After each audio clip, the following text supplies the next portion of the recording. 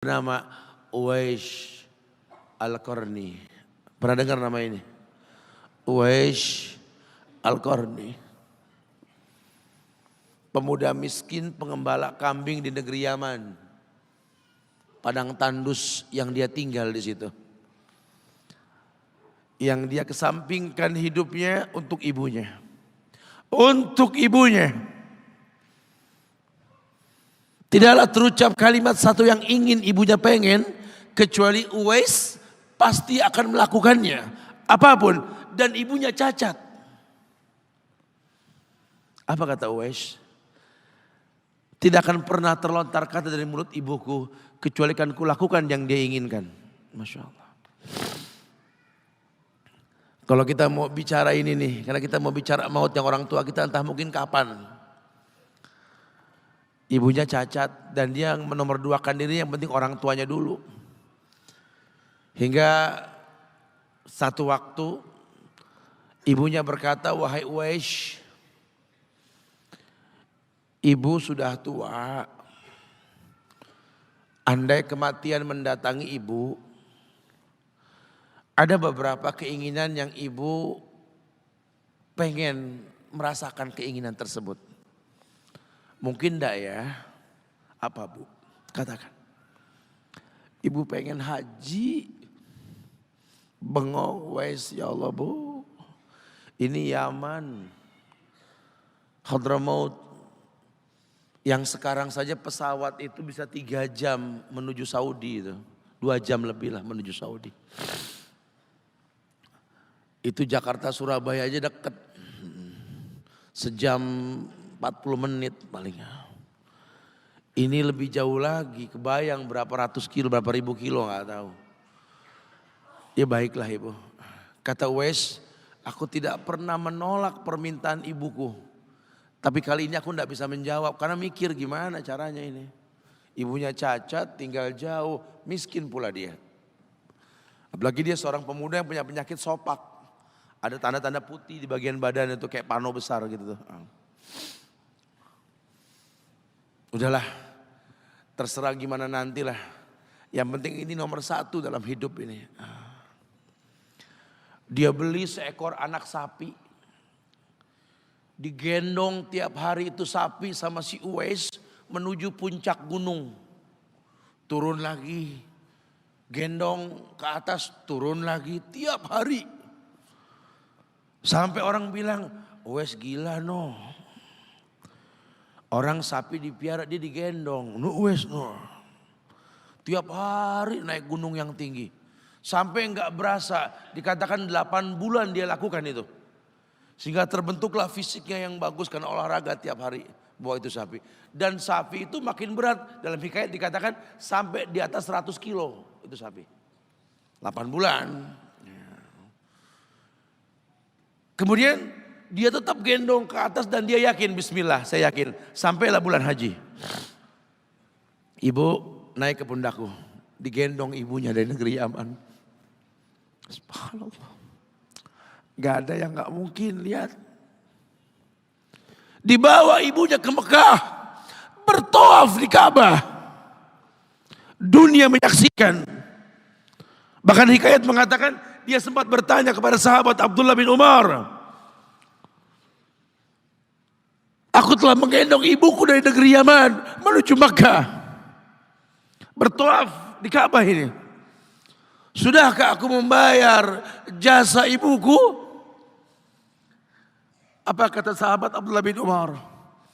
Bahkan satu hentakan napas pun ketika melahirkanmu belum terbayar. Bahkan satu hentakan napas pun ketika melahirkanmu belum terbayar. Dia selesaikan tawafnya. Selesai tawaf, dibawa ibunya ke makom Ibrahim untuk sholat 2 rakaat. Selesai sholat, diangkat tangan, dia berdoa kepada Allah. Ya Allah, ampunkanlah ibuku ya Allah. Ampunkan ibuku ya Allah. Masukkanlah dia ke sorgamu ya Allah. Masukkan dia ke sorgamu ya Allah. Ibunya berbisik, Uwais, sudahlah. Mintalah pada Tuhanmu ampunan untuk dirimu dan sorga untukmu. Wallahi wahai ibu, Allah ampunkan kamu, Allah masukkan kamu ke sorga, cukup untukku. Ridhomu yang kubutuhkan wahai ibu. Lihat. Manusia saleh, hasil doa Rabbi habli minas solihin. Lihat. Makanya ketika Nabi mengatakan innahu min ahli sama, ini manusia penghuni langit. Umar, Ali, temui Uwais. Karena Uwais itu pernah mau ketemu sama Rasul. Gak ketemu. Uwais izin sama ibunya. Setelah urusan haji beres. Mau ketemu Rasul di Madinah. Kata ibunya, jangan lama-lama nak. Ibu menantimu nak. Datang dia ke rumah Rasul. Ada Aisyah radhiyallahu anha. Kata Aisyah, Rasul sedang perang. Susah kau temui dia. Kapan pulangnya Rasul? Mungkin beberapa hari atau mungkin saya tidak tahu. Sedih banget. Wah insya Allah. Pengen ketemu Rasul di zamannya gak ketemu. Kalau bukan karena ibunya yang berkata, kalau tak kau temui pulanglah ke ibumu. Karena ibunya menanti, mau gak mau dia tinggalkan itu rumah Rasul. Kalau ibunya gak ada mungkin dia tongkrongi itu. Dia ingat ibunya menanti. Dia tidak ingin orang tuanya mengeluh. Lihat. Maka ketika ibunya meninggal, dia baru bisa keluar. Mengikuti rombongan Yaman ke Syam. Disitulah dia berjumpa dengan Umar ibn al-Khattab. Rombongan Yaman, betul. Kata Umar, apakah ada seorang pemuda di antara kalian yang bernama Uwais? Belum dong Uwais. Saya khalifah saya. Umar ngelihat ada tanda putih di bagian lengannya. Kenapa? Karena ketika dia berdoa minta yang terbaik buat ibunya, penyakit sopaknya hilang.